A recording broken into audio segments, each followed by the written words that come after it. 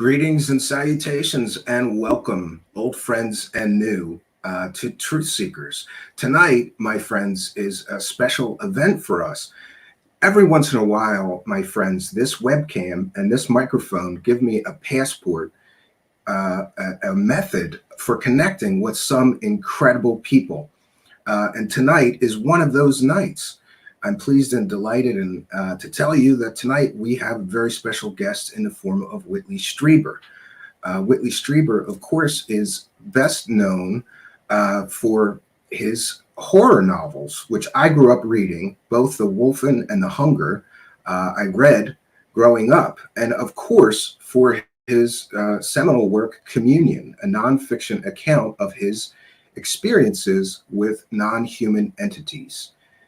He has maintained actually a dual career of sorts as an author of fiction and also as an advocate for these paranormal concepts, alien experiencers. He has been a fixture in the UFO community and the world of aliens for decades now. Let's all welcome Mr. Whitley Strieber. Welcome, sir. Glad to have you here. Well, I'm glad to be here. I'm always glad to do these, and so I'm looking forward to it. Yes, and I thought we would start.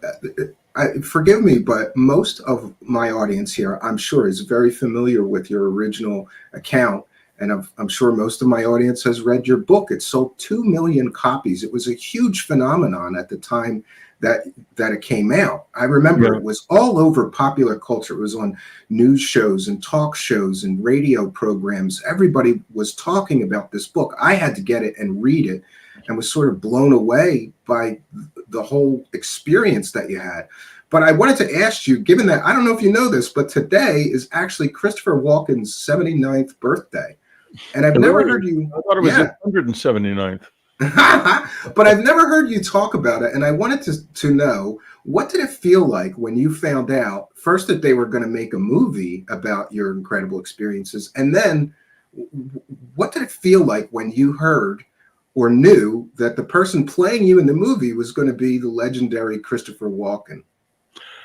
Well, I wanted Dan Aykroyd.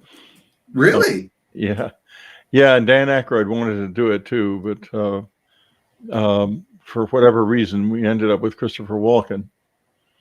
And he's a wonderful actor. I'd seen him only once before on the stage in Sweet Bird of Youth with Irene Worth at the Brooklyn Academy of Music. And so I knew his acting abilities, and I got to know him a bit. It was quite a bit of fun to know him. He was a very articulate guy. He knew an awful lot about acting. He said a lot of fascinating things about it.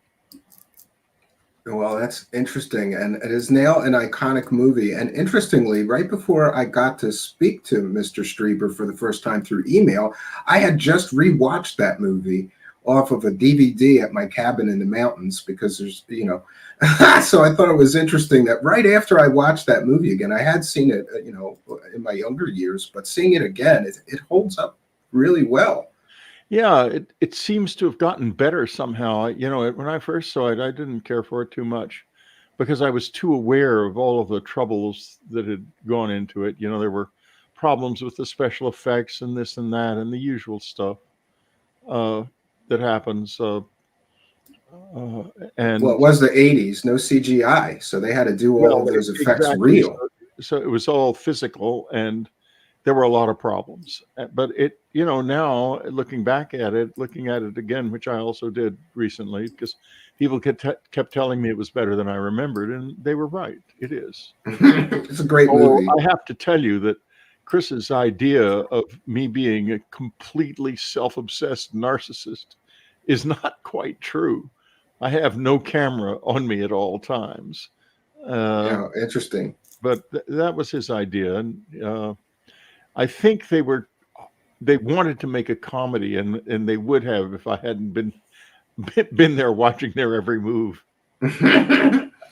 Well, I also wanted to ask you, because these experiences, when they first started, happened decades ago, And I've never heard really your perspective on this, but I want to know, has the lens of time or your perception, after all this time has passed, has your opinions of these entities, what their motivations or their goals were in contacting you, has that perspective for you changed over time? The perspective has become more complex and deepened. There's been a long arc from the early days when I was really strung out much more than I understood that I was. I didn't really understand how much stress I had been under and how badly it had affected me. And that it took years. Oh, it was years before that began to change. And I went through a period of the uh, 80s and into the 90s when I was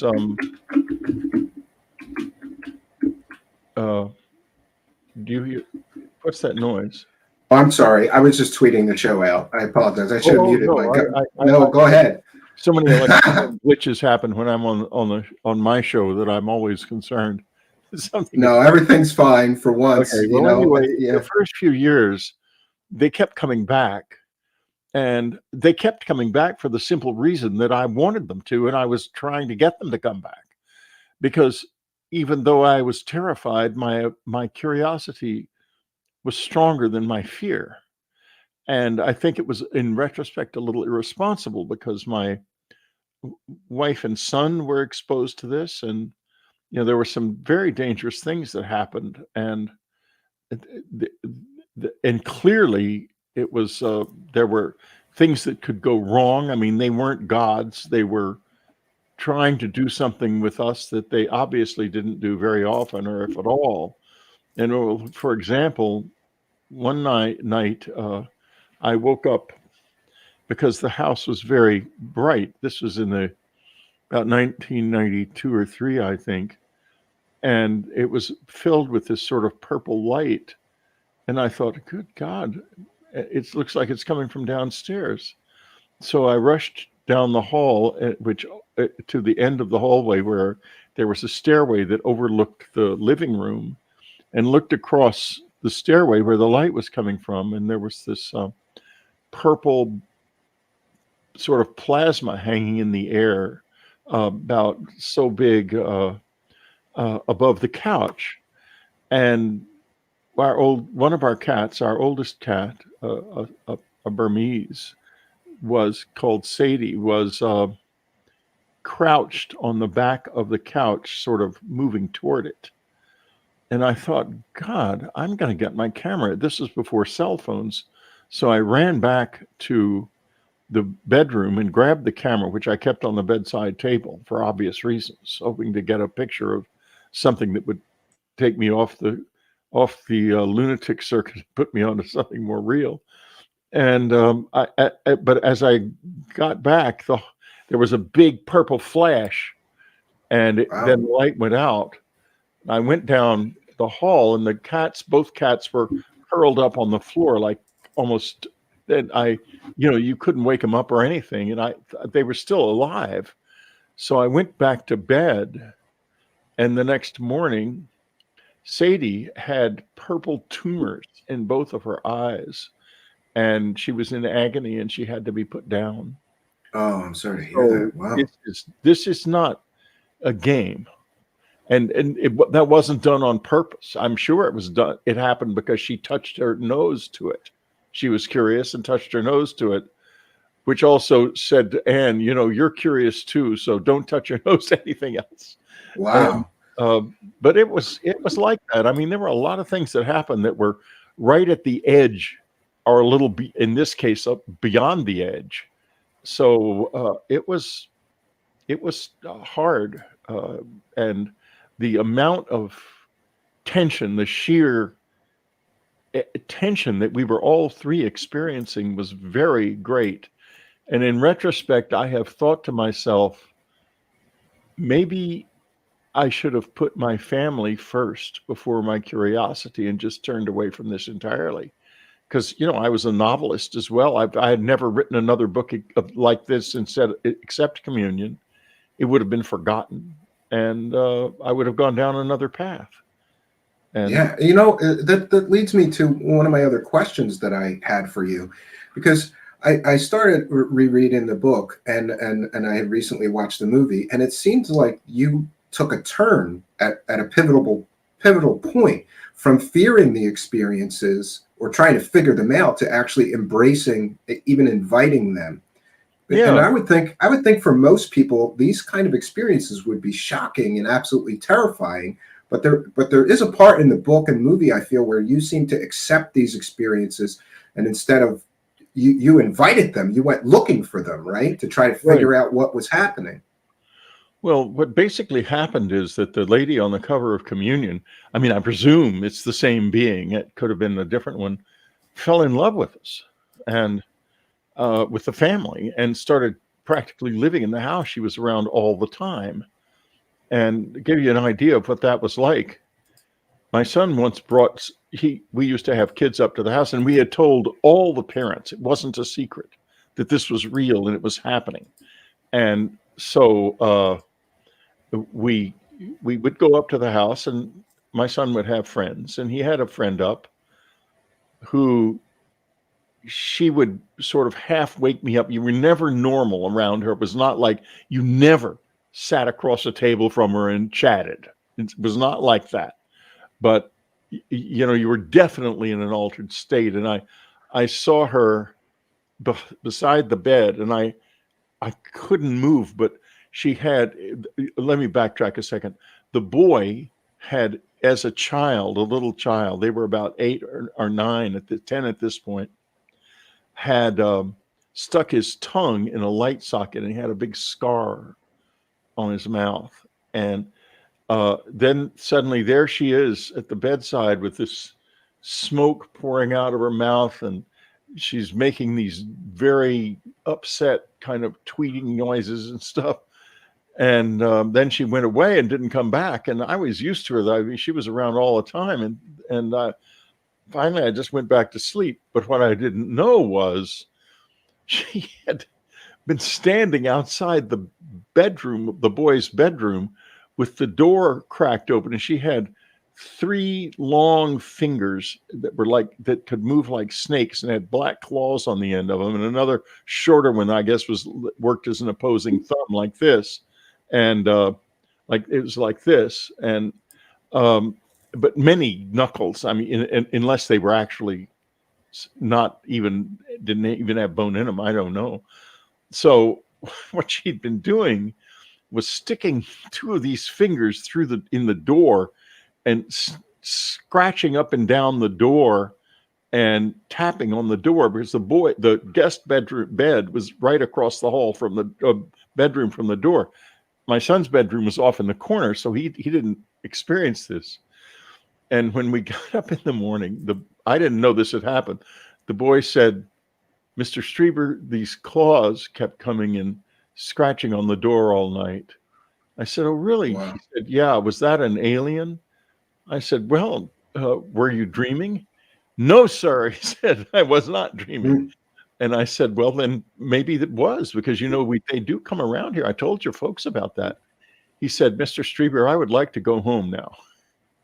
And so Wow. we took him home, and he never saw him again. That was the end of the relationship. Wow. Yeah, I don't think I would go back either. Mr. DB Cooper is in the live chat with a contribution to our show and says, "I always thought it was genius that you asked to smell them. I would have done the same." So can you tell me what Yeah. prompted you to smell them, and what do they smell like? Well, okay. They've smelled different ways, obviously. I've tried that more than once. And the reason is I'm very aware of the more senses you engage, the more chance you have of having a coherent memory. Yeah, the more senses, that's scientifically proven fact. The more Right. senses are involved in a memory, the greater the So strength of the memory. I was seeing something, I was hearing it, I was being touched, and I wanted my sense of smell to also be engaged.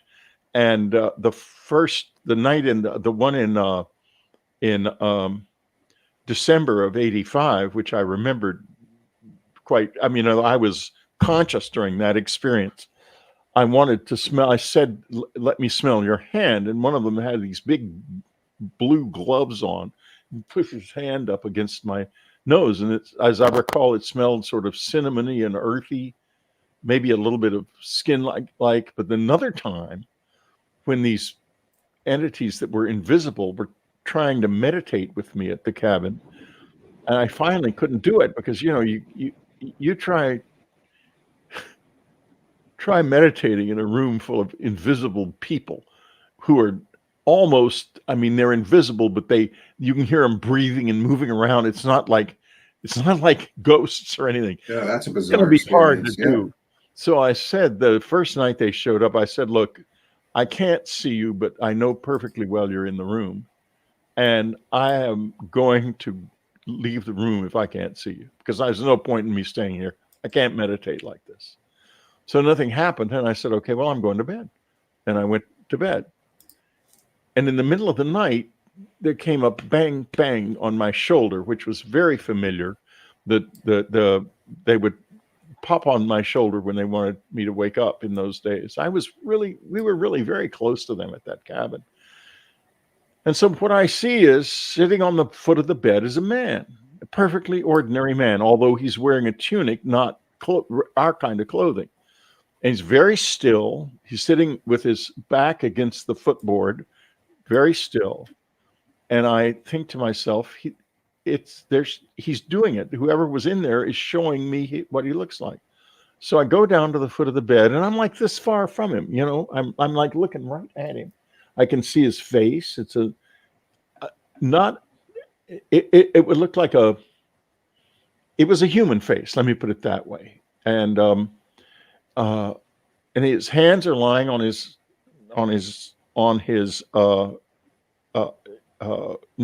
knees. And so, okay, I can see, I can't hear anything. There's no touch.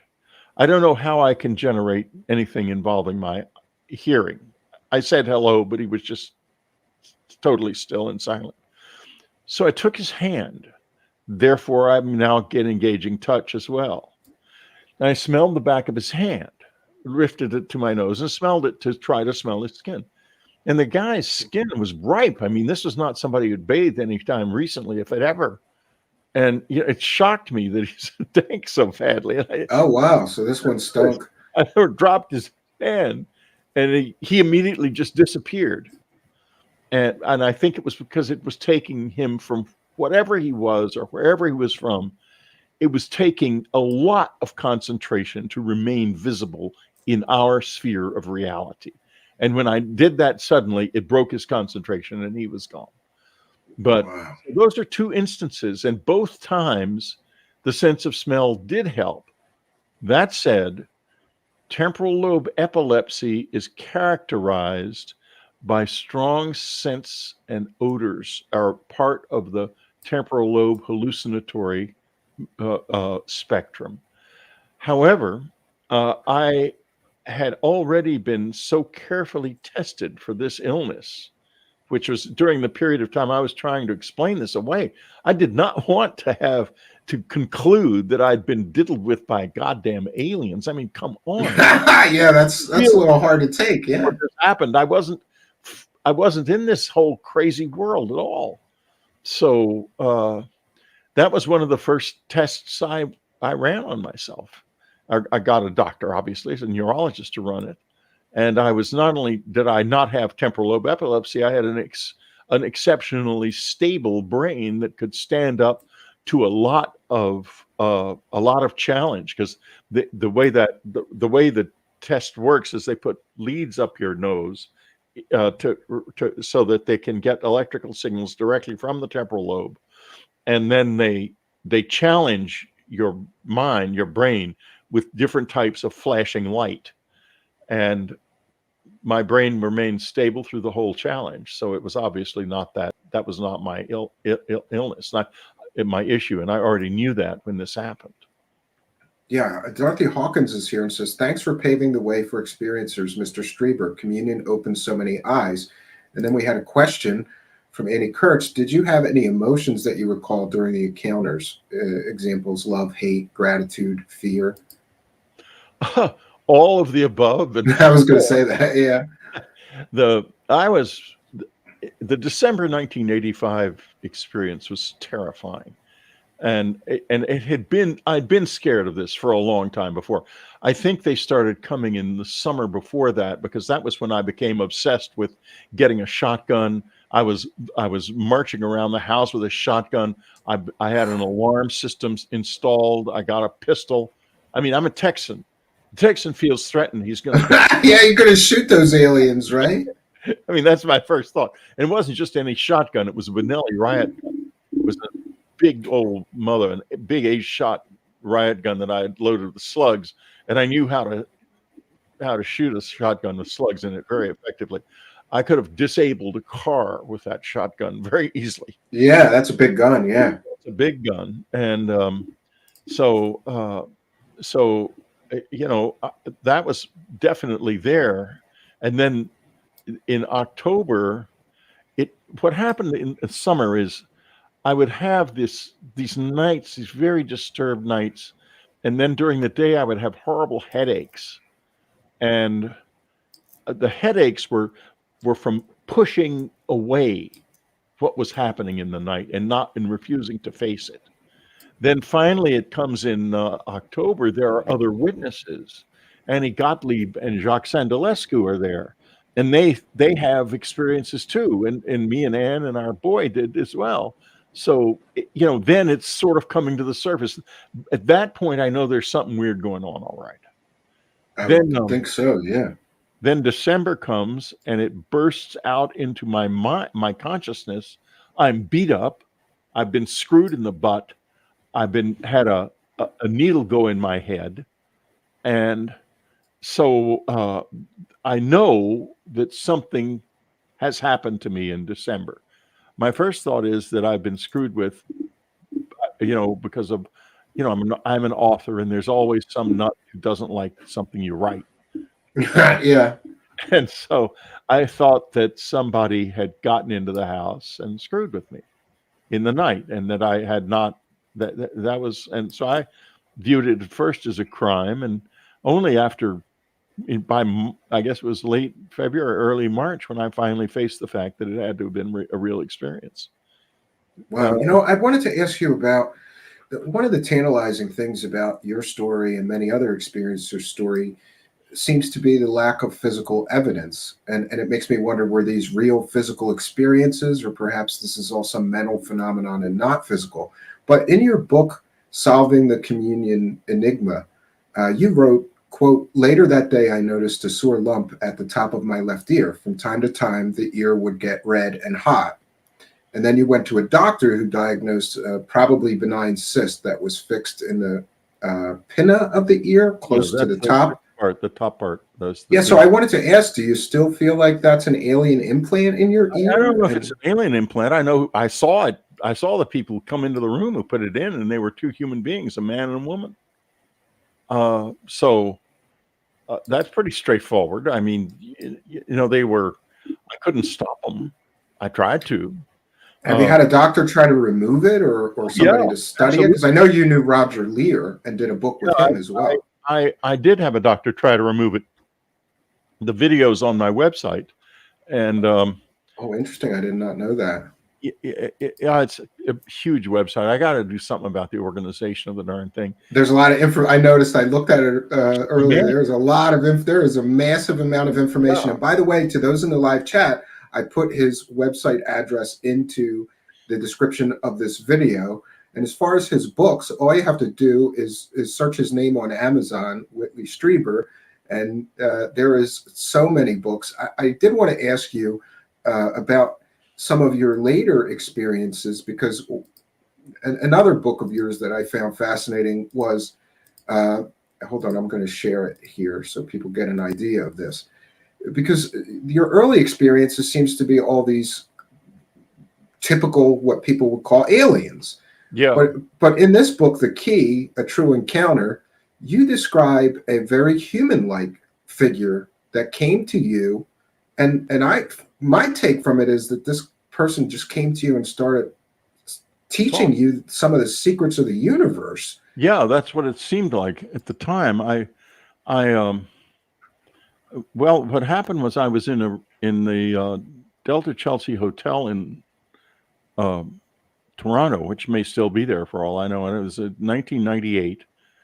And I did not know, but it was the last author tour I would ever do in my life.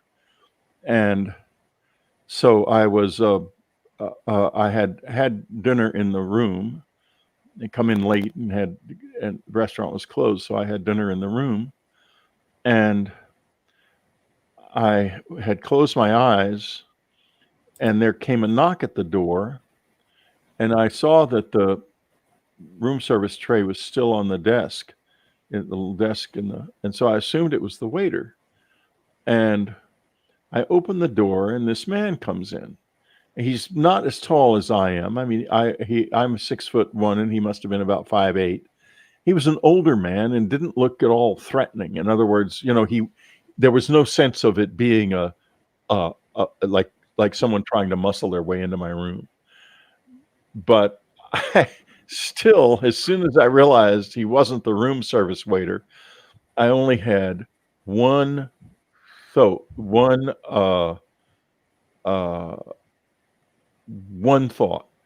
get him out of here.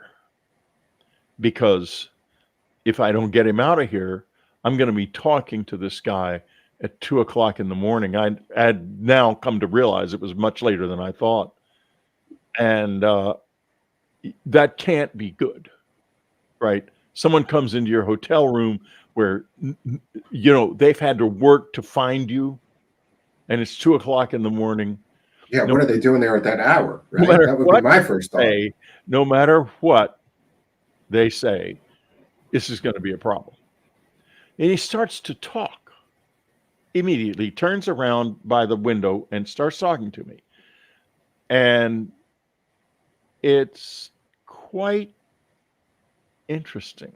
Very unexpected things he started to say. And I got interested. I simply got interested. And I asked him questions, and it went off for about 45 minutes or so.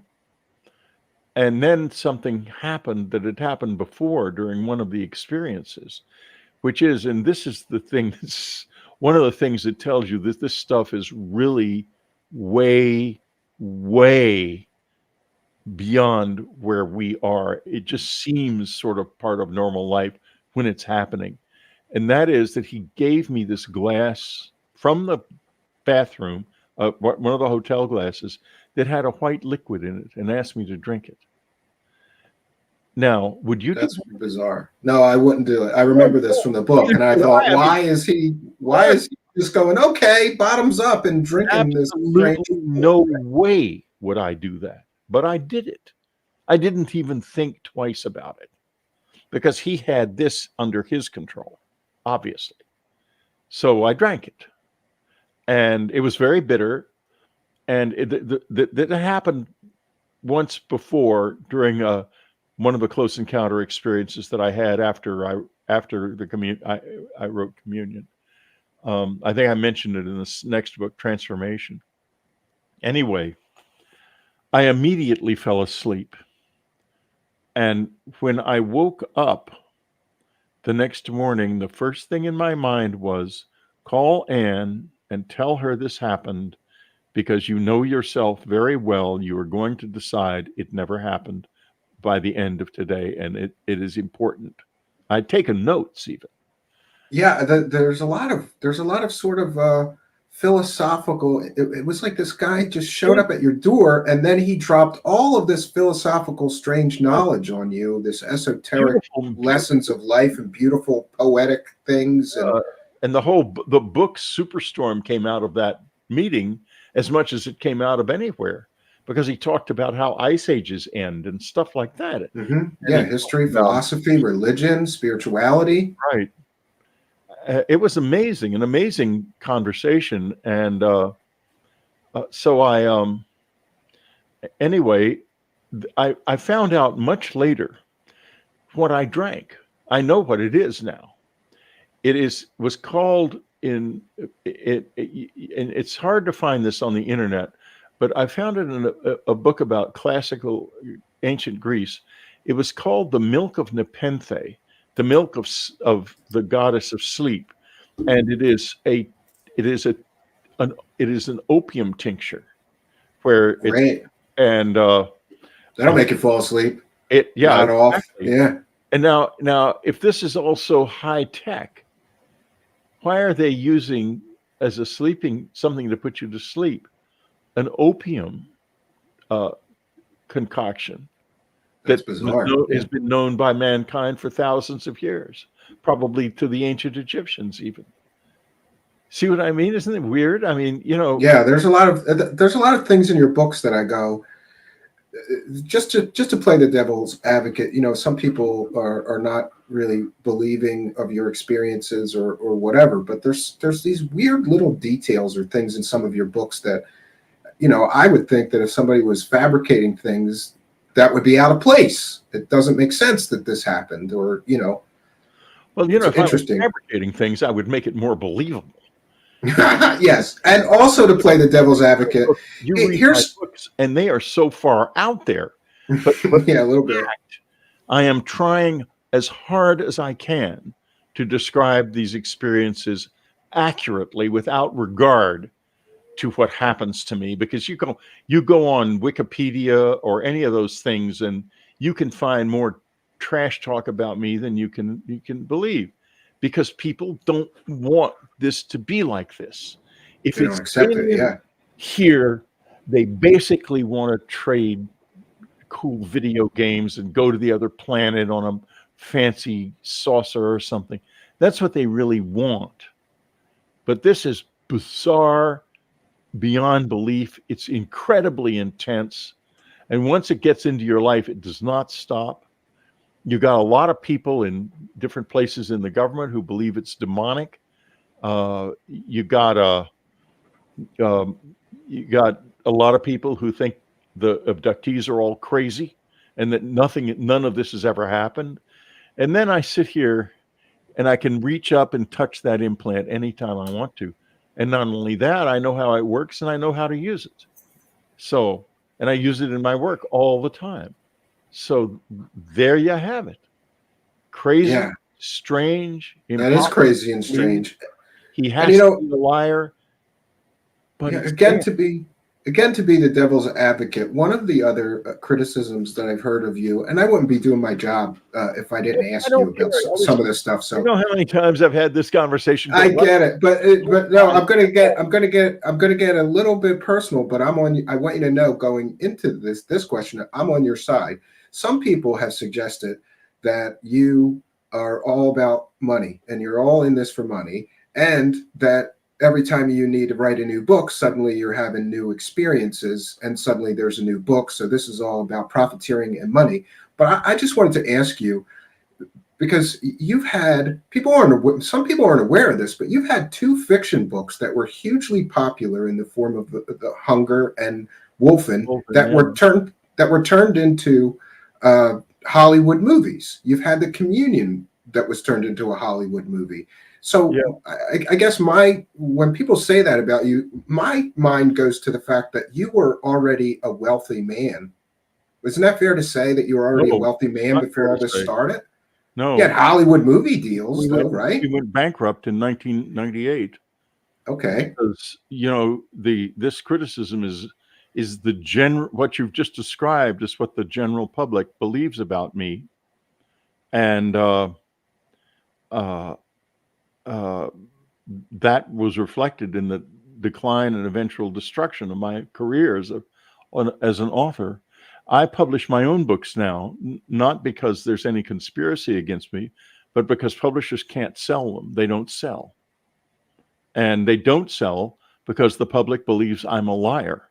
And I have not succeeded in breaking through to the general public because there is simply so much resistance to the high strangeness. And I don't blame people for that at all. My books in the early 90s and late 80s, from my books made a lot of money, but Two then million. Communion sold 2 million copies. That's a lot of copies of the it book, did, right? and it still sells a few copies every year. But I get about $1,500 a year from it. But I was unable to hold on to that money because it made it, it dried up too suddenly. We had the after, I believe it was the book Majestic, things just cratered and there were no sales. And then the next thing we knew, we lost everything. We lost the cabin. We lost everything. We ended up in a little condo in San Antonio. Sorry to hear that. My home, which I had, hometown, which we had bought for my mother, and she passed away, and we ended up living in it and trying to keep our son in school because he was in a private school, and we didn't want to move him. And so it was really hard. And I made a little bit of money. Then came on Superstorm when it made a movie, and that lasted us for a few years. But it wasn't enough to stave off the bankruptcy, and the loss of the cabin was a terrible blow. Oh yeah, Mr. Strieber, I have a cabin that I've been building by hand for 3 years now, and it would kill me to lose it. Yeah, so I feel for you, because that becomes like mine has become like a family place, and all these memories there. So yeah, that had to be painful for you. And I had learned techniques of relating to the visitors that made it very easy for them to materialize. And I was really doing something remarkable at that cabin. If I had been able to stay there, I don't know how far I would have been able to go with it, but I was bringing two worlds together in that space, and not just in the cabin, but in the area around it, surrounding it. Yeah, somebody was asking, does Mr. D.B. Cooper was asking, this is right to what you're talking about now. Do you believe that it was you or the isolated place that led to your contact? It's both. It wasn't the isolation. It was the geography. I mean, the geology, of the area. The cabin is situated on a seam of iron that runs runs all the way up the Hudson Valley to Rosendale, New York, and then beyond that to Woodstock. And you can, if you know how, and I can't describe it, it's like riding a bicycle. Why can you balance on a bicycle? The answer is that's an odd thing. I mean, right? And you never forget how to do it too. That's another odd human thing. To balance on that bicycle, and I could make a situation where they could kind of walk into our reality, and it pretty easily. And when I say they, I don't know who they are. I don't think of them as aliens, because somehow or another, someone who can suddenly appear in your bedroom out of nowhere doesn't strike me as having come from another planet. They've come from another Dimension. Relationship to reality, but not necessarily another world. John Brisson is here, and he says, Stephen, off topic, but can you please ask Whitley about the Finders cult in Mexico? I'm writing a book on them. God bless. Well, there's a lot of, I did a little research into the Finders cult years ago, because I believe I was taken to a place in Mexico, supposedly a school for bright children in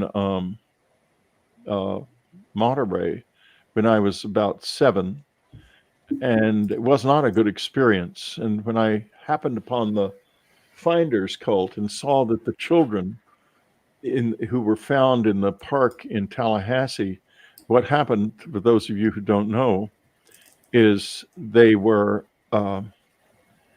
these sort of feral children were noticed by people in this park in Tallahassee, Florida, and the people called the police because they couldn't understand what these dirty little kids were doing wandering around in this park. And the children knew their names, but they didn't seem to know anything else about themselves. But when the police got there and questioned them, they said that they were from they were going to a special school in Mexico for bright children. And this really attracted my attention because I thought to myself, my God, it's real. And it's still going on. And so I did a little bit of more research, but my efforts to find such a place, uh, So you weren't able to reproduce it somewhere else. I wasn't able to find any such place.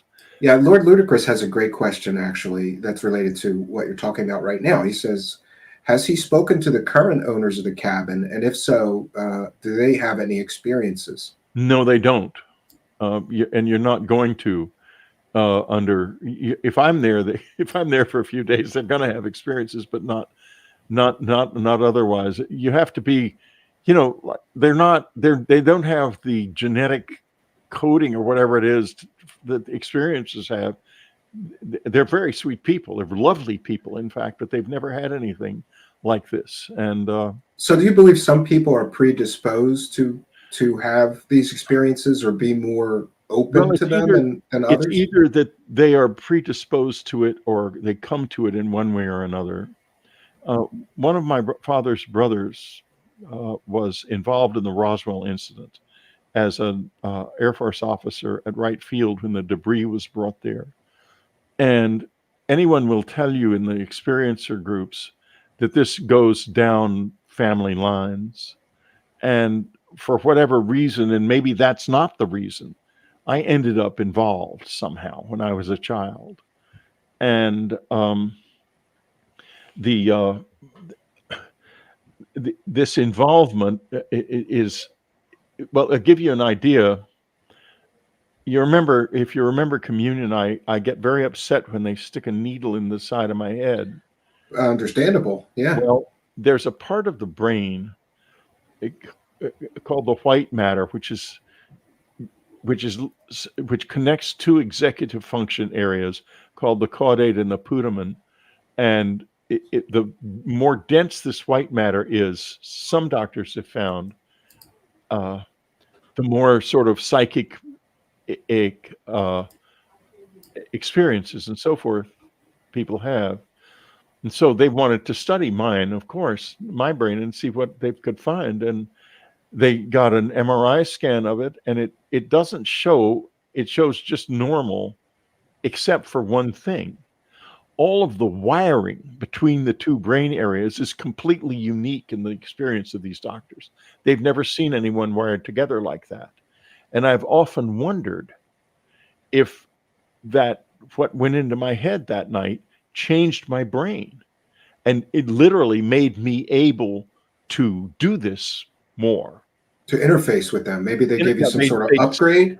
They had seen my interest, and therefore they decided to make it easier for me to interface with them.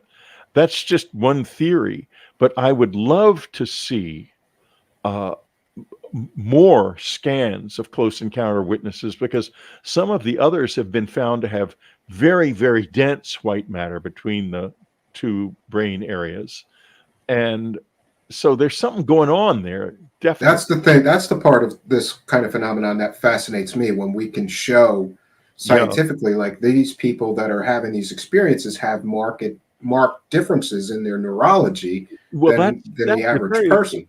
It's very exciting. And, we have, we'll eventually find someone who has an MRI from earlier and an MRI from now, who has this unusual brain structure, and we can find out then for sure whether or not it's something that they started with or something that came into them later, if they were altered.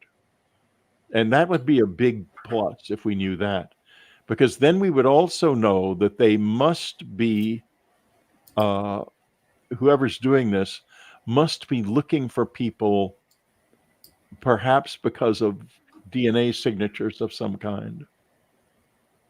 So interesting. And I also wanted to ask you, through the lens of time, do you have a better sense of, first of all, why are they contacting people, or what is their purpose in contacting people? And also, I had a question from Emmett from UFO Brothers that was already on my list, and he wanted to know what's with the aliens and the dancing.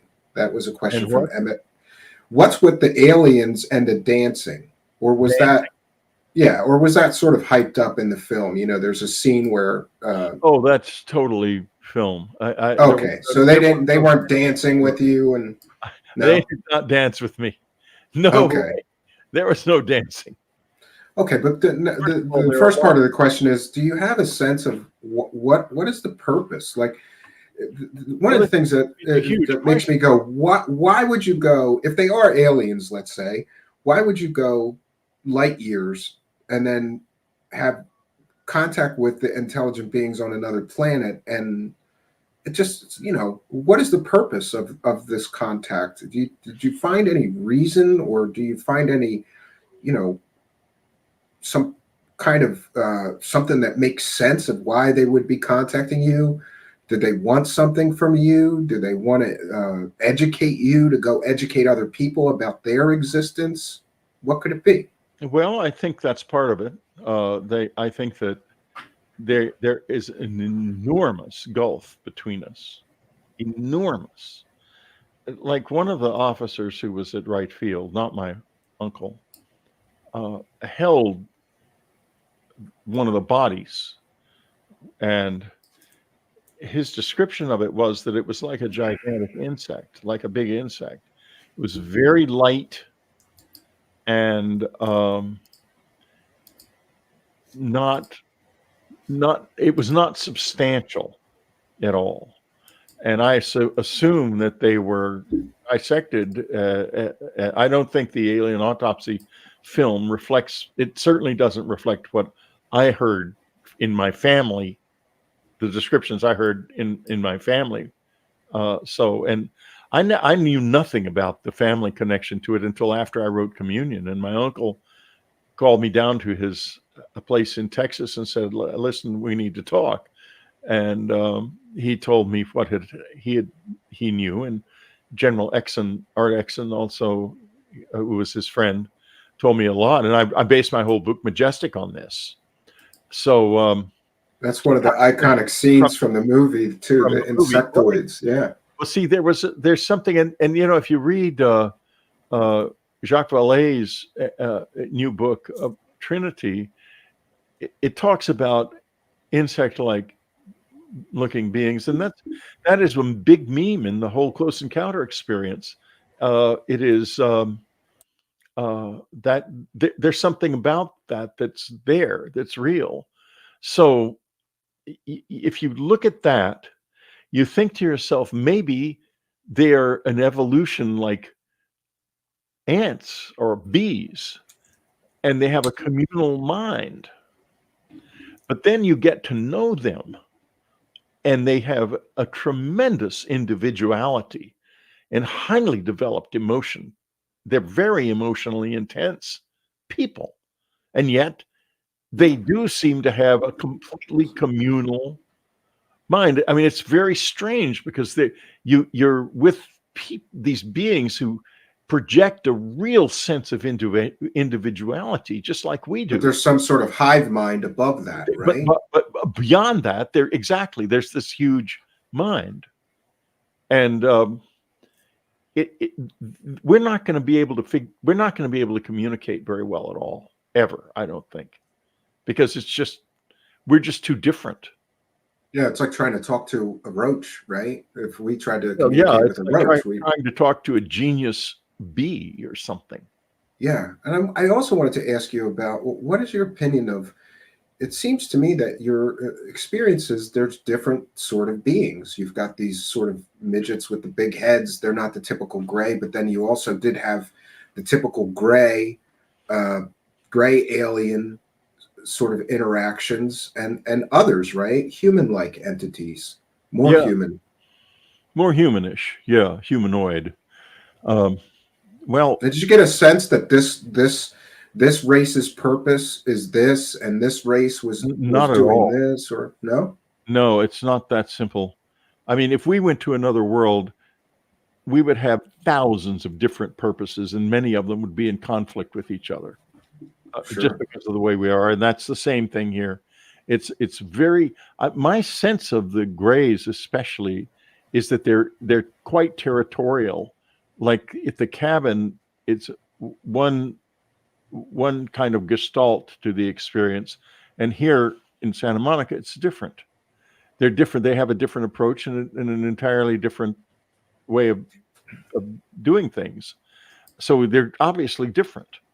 And yet, when I've seen the ones here, which is only a couple of times, very briefly, they do appear to have that same form. But I've also seen these tall blonde people, and they are,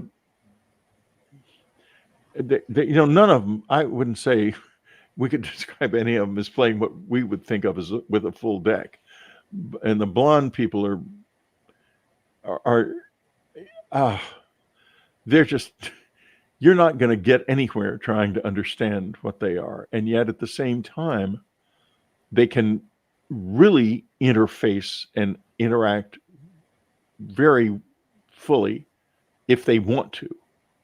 But you can't get into them. The Greys are somehow more approachable. I mean, they have a more similar kind of emotional makeup as us. They get mad and they have a sense of humor. And, the blonde people are very strange. They're very beautiful. In fact, give you an idea of how intense it can be. We were at a hotel in San Francisco, me and my son and my wife once. And I was meditating in the living room at probably about 1 o'clock in the morning. And suddenly this woman was standing in front of me, and I have never experienced such a sense of goodness before. It was unbelievable. It was like, if you can imagine, goodness is a field, not just a state of mind, but a field, like an energy field. And you felt this coming off of her? Oh, yeah. And my soul just popped out of my body. And she looked down at my soul, and she was obviously embarrassed that, I felt like an idiot. I was just so abject. I couldn't believe it. The feeling was so intense. And then she disappeared, and my son comes running in out of one of the bedrooms and says, Daddy, there's a big silver UFO outside my window. And so I jump up and I run in, and it's gone, and she's gone. And that's the blondes. That's what they are. That's bizarre. Blondes. Where time is running short, I do appreciate you giving us this time, and I don't want to try to roll over the time that, No, thank you. But I do have to. I wouldn't be doing my job if I didn't ask you about this Angelis story, because I covered it from the very beginning, and it sort of came crashing down, and she was involving you, claiming that you were brokering some deal. Oh no, that was all of this stuff. Yes. So I just wanted to ask you, what's your take on her? You've interviewed her. You've talked to her. Show, and obviously you had some trouble.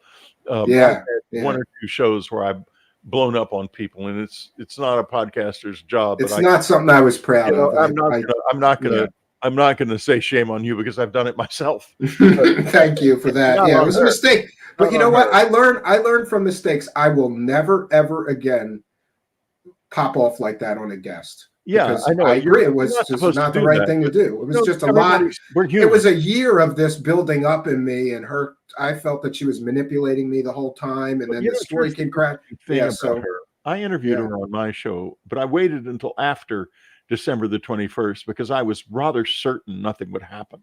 In fact, me too. I was absolutely certain nothing would happen.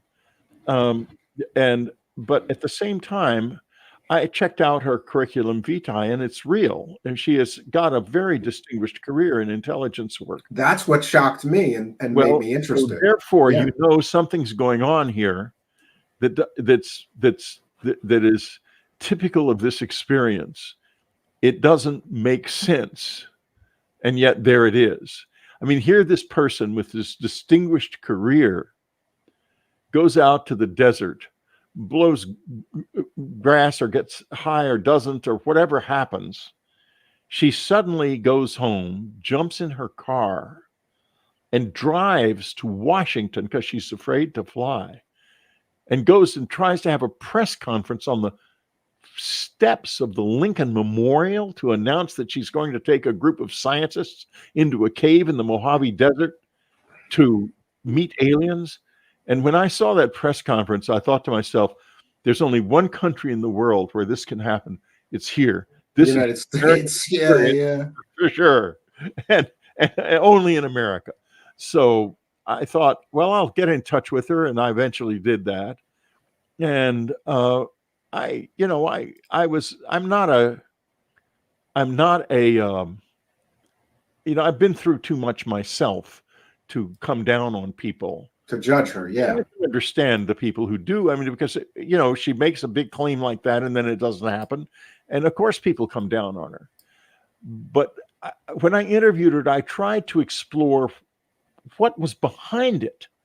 What in the world would possess her to do that, even if she was crazy. And I mean, it's certifiably crazy, but she could be. This is not the first choice in terms of announcing my crazy to the world. You might, do something more conventional and less bizarre than that. Or less dramatic, I thought, right? But if there is something manipulating her on some level, just maybe that something wants to send a message, to put up a trial balloon with the intelligence community by placing a distinguished intelligence officer in a situation like that. That community could not fail to notice, especially her friends, what she was doing. Absolutely not fail to notice it. And did it, therefore, were they also looking at the minds of these people to see how they would react if there really was going to be a meeting? In other words, was it a trial balloon of some bizarre sort? Yeah. I mean, I just don't know. I don't know, but I was fascinated by the whole thing. And well, unfortunately, we finally get to this person, Wayne, whose real name is Brian, and there's no tunnel. There's no corroboration to her story from the other people that were there. I've spoken to him and his wife, and they both just want out of the story. They don't want to, they don't want their lives broadcast on the internet. Yeah. Yeah, it's the last thing they want. And this has happened many times and over the course of this adventure of contact. She's struck me as a very sweet person, and she's got a very good mind. And why this happened to her and she did this, I don't think we'll ever know. I'm with you on that. Yeah. There's a lot of people in the live chat that are asking if you're having ongoing, continuing experiences. Oh, yeah. I guess we should end it on that, because we all know now this is my life. This is just normal for you now? Like, you talk to aliens? I don't talk to aliens. I don't know who I talk to, but I talk to them a fair amount. I have experiences in this apartment. My friends call this apartment the unquiet flat, because anyone who's in here for any length of time is going to be sniffed out by the visitors for sure, or whatever's there. And I'm used to it. I just live with it. I meditate with them at 3:00 every morning. And 1:00 in the afternoon and 11:00 at night. And if I don't, the 3:00 one is their really important one. And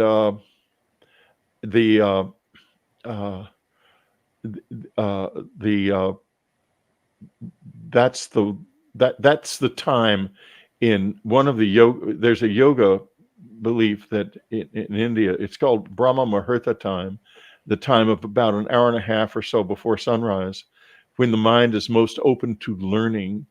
And I that's the time of day I use the implant. And I've written 3 books and I'm working on a 4th this way. And do And you think the implant gives you some sort of connection to these oh yeah, beings? absolutely. It's not mysterious. It opens up a slit that you can see if you look against a white surface in my eye, and you can see words rushing past. And it's been explained to me by some people, not by aliens. It was put in by people, after all. How that works is it can find things in my unconscious and put them into the mid-conscious. In other words, not into consciousness, because that wouldn't work, but just below consciousness, and expand my whole conceptual process tremendously. And Do you so think this is a? Did you think this is a machine, or is it it is a some machine. mystical Oh, yeah. thing? Or It's a device. Absolutely, it has a signal. Even the signal's been detected, but unfortunately that part of it is classified. And because I know it's classified, I'm in the legal position of not being able to talk about it. But the thing is that's very crazy. But don't you? I mean, see, the things like when I hear stories like that, and like if you've ever heard the story of the Aurora UFO crash, and there may be an alien body buried right there. That stuff to me is so tantalizing. I want to go get a shovel and prove if that alien is yeah. buried there or not. Nobody ever And in does. your case, I'm not going to go get a scalpel and try to cut that thing out of you, but part of me wants to, so that we can Well, examine I it, think see you what might it get is, into what a it lot of does. trouble.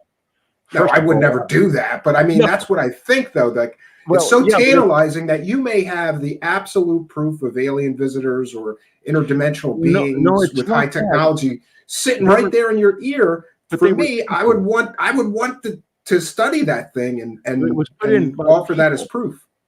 It was put Put in in by by people. people, maybe like Yeah, a My Lab and they situation. not maybe. I'm not sure. They were not people who were living by the same rules we live by, and they were not. I don't think they were some kind of deep state people or anything. And it was many years before I learned how to use it. And I don't want to. It's too. We can talk another time about it in more Yeah, I'm detail. sorry. We're just about It's out of not time here. it's not an alien implant. It belongs to us. But whether it belongs to the living or the dead or people who live between the worlds, I don't know. But I do know Fascinating. this, that it's a valuable tool. It is not a mind control device. My mind's always been completely out of control. That is not changed in any way. Well, you're an incredibly creative person to have written so many amazing stories. I mean, I grew up with The Hunger and Wolfen. Those were great stories.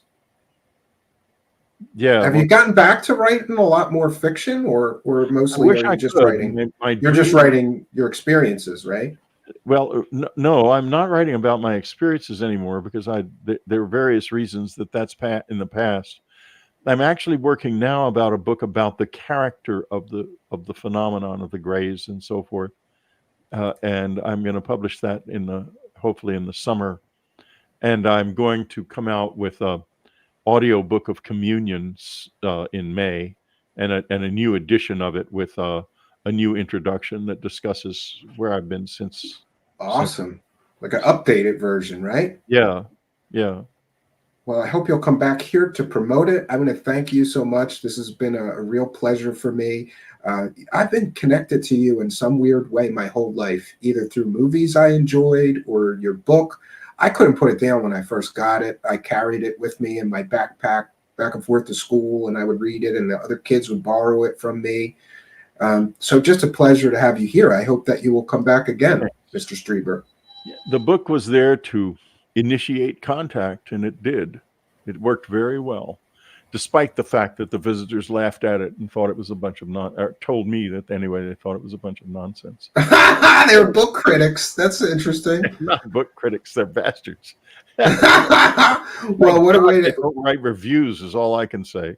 end the interview. So I'm gonna wish you a good evening, and I hope that you don't be a stranger. You're always welcome here. Thank you for having me. Thank you, Mr. Strieber.